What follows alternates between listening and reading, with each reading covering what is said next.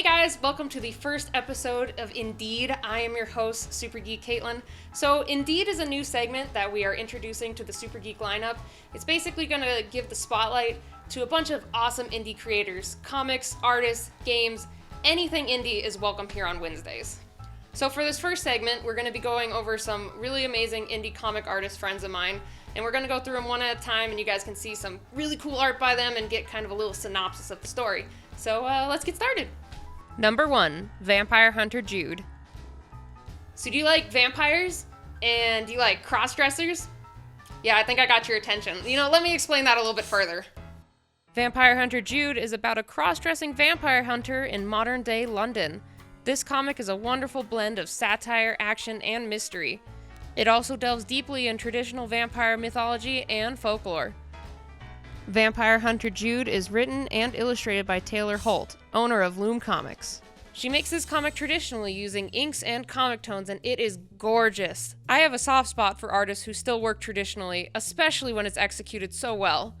This comic is rated Teen Plus due to the mild profanity, violence, and adult situations, so it is recommended for readers 16 and older. Number 2, Magical How. Sparkles, colors, and magical boys are the best words to describe this comic. Magical How is about 2 college roommates, Gabe and Booker.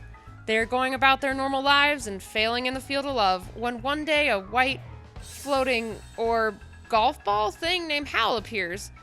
He offers the boys magical powers, and Gabe jumps at the opportunity and dons a frilly, flattering dress of magic. Man, this episode has a lot of cross-dressers. I think this is saying something about my inner self. Anyway, this comic is created by a Singapore artist named Eureka, also known as Yugo Online. Everything I've seen Yugo make is so lively and colorful. So many bright colors and sparkles. I just can't take how cute it is! This is a very cute little magical boy rom-com, but it is suggested for 16 years or older due to some crude language and adult topics. Number 3, Aegis Omega. Aegis Omega is a comic created by a duo of talented dudes named Matt and Hugo. The story is about a high school student named Keiji who is an almost normal kid, except for the fact that he can shapeshift.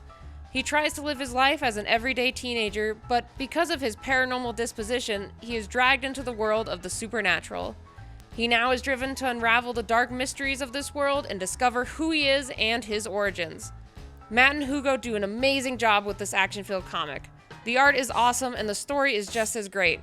And I know this is kind of random, but oh my gosh, I love how they draw hands. Don't ask why, but they look so good. This comic does have violence, profanity, and adult themes. Most of their pages have a not safe for work rating, so I would suggest you be at least 16 or older. Number 4, Fallen. Fallen is another beautiful traditional manga about a group of girls who one day found themselves in a new place, not knowing anything about themselves. None of them know who they are, where they came from, or anything about their past. Vox, a mouse messenger of the goddess Aeon, tells the girls that he can restore their memories if they fulfill their roles as guardians. Guardians are a team of elite magical warrior women who guard Mother Aeon, but there's one big problem. Aeon is missing. Now the Guardians must find their goddess and try to unravel their past. This new take on the magical girl genre is the work of Ogawa Buruku, also known as Brooke. She is another artist who makes her comics traditionally. Her work is spectacular and really looks amazing. And hot damn, the girls she draws are fine. The first chapter of the series is a bit risque with all the naked ladies, but it is totally worth the read. Overall, Fallen is rated Teen Plus for sexuality, religious topics, violence, and mild language, so I suggest you be at least 16 or older to read this comic. And finally, number 5, Biorevelation. Clones, a scientific feat that has been walking a gray line since its first conception. But what if human cloning was possible and legal? Biorevelation explores what the world and society would be like after the creation of clones. This story takes place in a not-so-distant future Philadelphia. Cloning was made legal to spur on a quick fix to the last Great Recession. Clones are now being treated as lower-class citizens and are being segregated from human beings. The clones can no longer put up with how they are being treated and are demanding equal rights. The reader follows closely with a group of friends in the heart of the clone rights movement. Trevor, who is the clone figurehead of the movement, has been accused of kidnapping, and now everything the clones have been fighting for is falling apart. Beth, also known as Easy Online, is the creator of this series. This comic is full color, and I feel the style is like anime meets Disney, and I love it.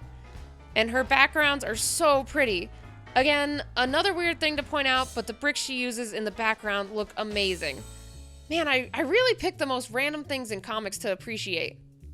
Bile Revelation is a great read, but it delves into some pretty deep topics. 16 or older is suggested due to its adult themes, violence, and language. So that wraps it up for this episode of Indeed. If you guys like this content, go ahead and hit the subscribe button. Indeed will be back every other Wednesday. And if you also are an indie creator, or if you know of any other amazing indie works, go ahead and leave us a comment down below.